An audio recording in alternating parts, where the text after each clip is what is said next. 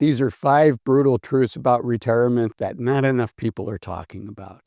And the first one is, unfortunately, retirement is likely going to be more expensive than you think it's going to be. How do I know this? I was a financial advisor for over 20 years before I retired about 9 months ago. So I have experience advising and coaching other people into retirement and then my own life experience. Let me give you an example. Healthcare.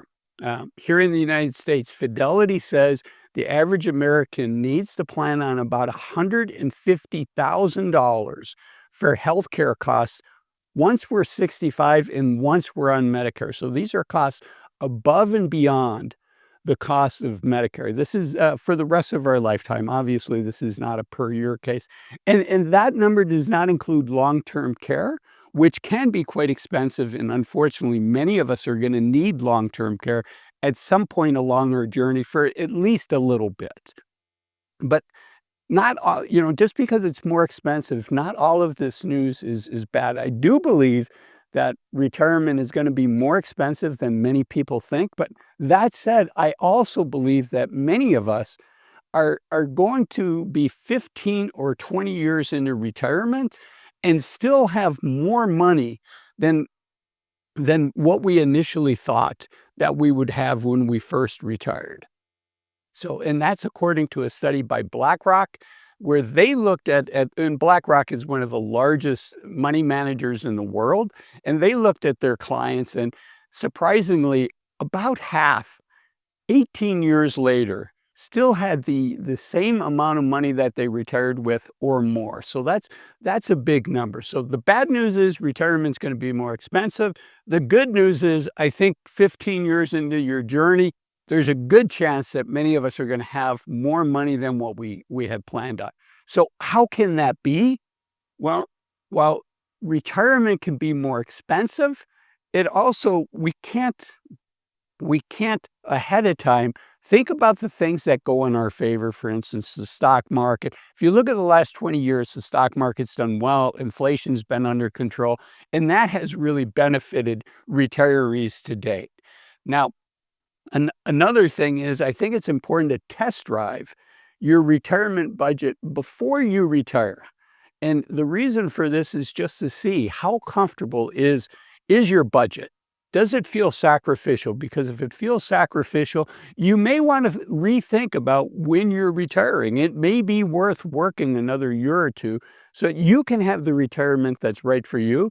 Conversely, you might test drive your budget and say, this feels great. I'm very comfortable with that. And maybe you retire sooner than what you thought. The last thing on expenses I want to talk about is an expense that people underestimate, and this is number 2 of my list, is taxes. Taxes are a significant expense for many of us in retirement, and how we take our money out of our retirement accounts and how we save our money, which retirement accounts we have our money in matter. Specifically, I'm talking about whether it's in a Roth IRA or Roth 401k, a regular IRA, a regular 401k, or just a regular bank account. Those are accounts that I call a bank account I would call tax me later. A regular IRA account, I'm sorry, a bank account I would call tax me as I go. A regular IRA I would call a tax me later account because we get a tax break when we put the money in, but then we owe taxes when we take it out. And then finally, the Roth version is what I call tax me never account. And it really should be tax me now, but then never tax me again. So taxes are something that many of us underestimate. Okay, number 3, there's a big difference in retirement. These are brutal financial truths. There's a big difference in retirement between replanting and tearing up your roots. Tearing up your roots for many of us is going to be very challenging and very difficult.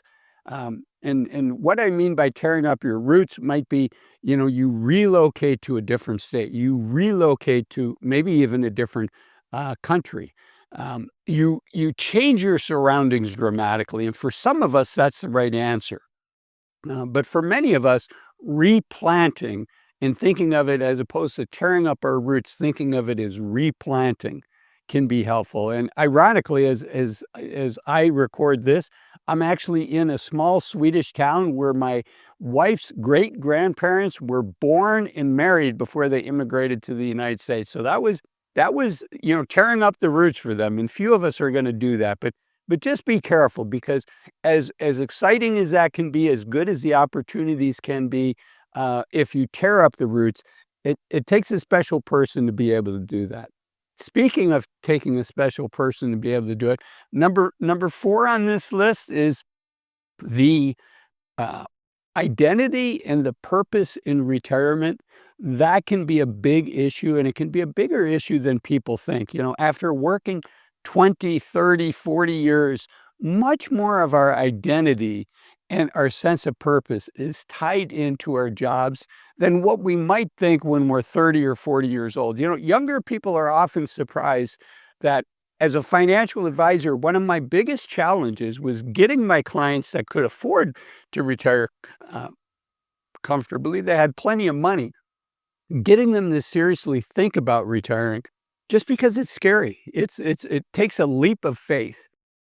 And that leap of faith, the reality is, unless we're going to work until the day we die, we have to take that leap forward. We have to take that leap into the unknown at some point. And so I think it's better, if you can financially afford to retire, to take that leap sooner rather than later, so that you can transition into this new life, that you can fully embrace it. Because another thing I learned as a financial advisor is, once people make that transition, they oftentimes wish they had done it sooner.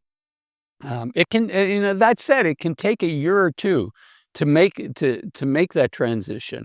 A couple things that can help with that, if you're thinking about this, there's a great book by a gentleman by the name of Bill Perkins. Um, it's called Die with Zero, that talks about, taking advantage of what I call the youth of your senior years, um, and spending the money when you can get the most utility, when you can get the most joy, when you can get the most fun and adventures from that money, right? There's not many 90-year-olds that are going skydiving or doing big trips, because frankly, that takes a lot of energy. Bill uses the example in his book, Die with Zero. If you give somebody in their 90s an extra $10,000, it's probably not going to change their life. It might give them a little more financial security, but they're likely not going to do a big adventure with it. You give a 20-year-old $10,000, they're going to have a lot of fun with that. So that's the next one, is just uh, purpose and identity, um, and being able to break free of those bonds, to have the courage, frankly, to leap into the unknown, and to find what your new purpose, what your new identity is. Another book that's worthwhile reading is called From Strength to Strength by Arthur Brooks. And then number 5 is relationships. Relationships change in retirement, and there tends to be a couple main categories of people's friends, of people's relationships. The first one, of course, are your friends at work, right? You're on a team with them, you share a common mission, a common purpose, you have proximity with them, you're seeing them at the office 5 days a week. And many of those folks, you're still gonna be friendly with, but you're likely not gonna be as tight of friends with them. And then, of course, we have our relatives, and we just have our day-to-day friends. And both for day-to-day friends as well as relatives, as we get older, we start thinking, I want to surround myself with people that are lifting me up. And if you find your friends, if you find there's certain relatives that are not lifting you up, it may be time to start spending less time with them, or maybe even just weed them out of your life, and surround yourself with people that are supportive of you, that help you be the best version of yourself. If you like this video, the YouTube algorithm says this is the next video of mine that you should watch. Thanks for watching this one. I'll see you in the next video. Bye-bye.